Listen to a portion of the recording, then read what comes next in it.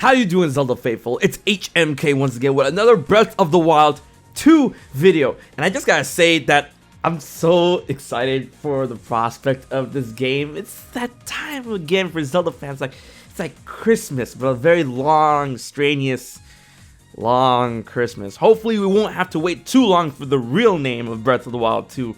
Remember those Zelda Wii U days? Oh boy.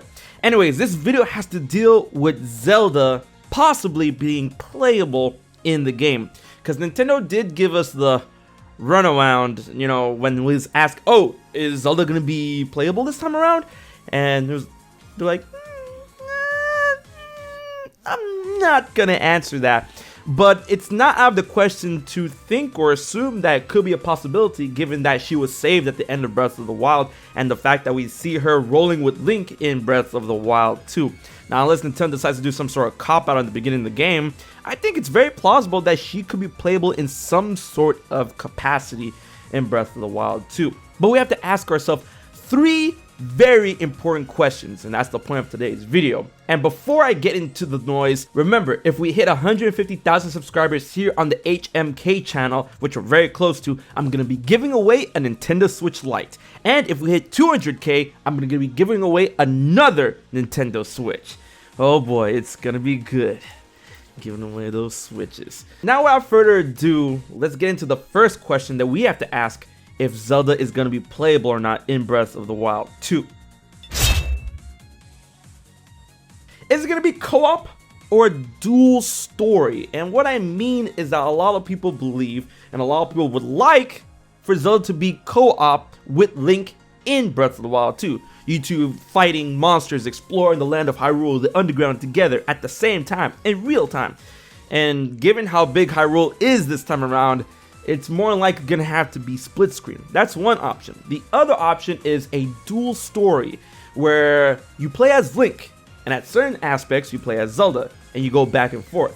If you need a really good example in terms of a game that you might have seen or heard of or play anything like that, Kingdom Hearts Dream Drop Distance, where you play as Sora and Riku and you revolve, or Assassin's Creed Syndicate, where you revolve between the Fry twins. At certain aspects of the story, you'll get the option to choose Link or Zelda, and you can't truly get the full ending unless you beat both of those routes. Now, to me, that sounds cool, but there are two big things that are getting in the way for those two options to become reality. Let's tackle the co-op first. For co-op, the biggest thing that's getting in the way, for me personally at least, is the notion of split screen. I don't like that. Now, it could be possible that Nintendo could require you or give you the option in order to play a secondary character on another Nintendo Switch, because this is a Switch we're talking about. You take it on the go, you can play it on handheld, tabletop, or another screen or whatever. I'm not saying it particularly has to be online, but I mean, you could play in the room, given that Nintendo's online is, yeah. But if that's an option, that'll be great. If it's required, I know there's going to be a bit of backlash for that. But personally, I wouldn't want to see a Breath of the Wild-like game in split screen. I feel like it gets in the way. You guys feel me about that? Now, the one thing getting in the way for the dual story is an aspect of the story where Link is literally Zelda's royal guard. That's his job. He's not going anywhere else without Zelda if Zelda wasn't there. Breath of the Wild, you know, Zelda was trapped in the castle, so you had to go after her and stuff. But now that Zelda's out and about, he needs to make sure that she is in his sight at all times, right? And that, I feel, gets in the way if they would possibly deviate from each other, go separate routes. You know, Zelda do her own thing, Link does his own thing. Nah, Link is gonna like, after what happened 100 years ago, nah, you stay right there, little miss. I'm watching you. So that gets in the way if we're gonna have a possible dual story or whatnot. Now, it could be possible that Link can also tag along with Zelda as long as the game goes, and then you get to revolve between Link and Zelda when it comes to gameplay options of how Link plays versus how Zelda plays, and so on and so forth. Now, that leads into the second big question when it comes to Zelda being playable in Breath of the Wild 2. Abilities. How would Zelda play differing herself from Link? Now, it could be possible that Breath of the Wild 2 has some sort of time gap or time skip or whatever, where Link did teach her the ways of swordsmanship in order to defend herself in the vile world left behind after the calamity that is Hyrule that they're trying to rebuild. But then again, she has always been the research type. Fighting is not really her forte, but of course, being of royalty, being the princess, you would think that she would have to be trained in some sort of combat arts or anything like that. And given how she is in a very dangerous world, she could rely on some combat arts she learned 100 years back, or Link could have taught her how to fight, and she could fight similarly how to Link functions in the game. But then again, given a long shot, I know that at the end of Breath of the Wild 1, where she can no longer hear the voice inside the sword and her power has dwindled and stuff, and that her sealing power may not be there, but given the fact that Ganondorf is coming back, Mouse is back, the bad juju is back, maybe her sacred powers can come back, and that's how she will fight. Like Super Smash Brothers, but not to that degree. Of course, it could be possible that as the game goes on, if she is playable, relying on her sacred powers, she could do research and find sacred runes and magical tomes and learn how to fight that way, and that's how she gains more ability, and that's how she'll be different from Link.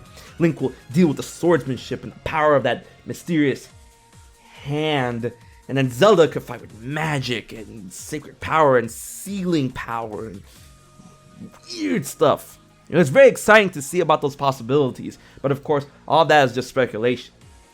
If Zelda were to be playable, that's where I'm leaning towards, because, her fighting, I feel that, teaching her to fight, of course, the big thing is to defend herself, but then that invites disaster where she can fight, she would fight, she fights and loses, and then yikes.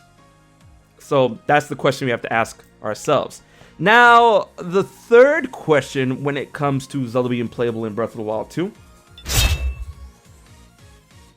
its purpose. What would Zelda's purpose be as a playable character in The Legend of Zelda Breath of the Wild 2? I actually have a really cool idea, which I made into a theory, which you can check out in the description box and right here, is that Zelda would be a Triforce tracker. Because given that Ganondorf is back, Ganondorf only wants one thing. It's the Triforce. It's the Triforce. And, the Triforce, we don't know where the Triforce is in Breath of the Wild. But since the Triforce mark was on the back of Zelda's hand, and then Korean Champion said that's like the only nod to the Triforce in this era, and that Ganondorf wants the Triforce, it could be possible that Zelda has an innate connection to the Triforce, being blood of the goddess and, the Triforce symbol or whatnot. And she could use her power to find, to track, to, figure out where the Triforce is, especially if it's broken up into pieces. Imagine all three pieces of the Triforce broken up into individual pieces, and that's how she would help Link.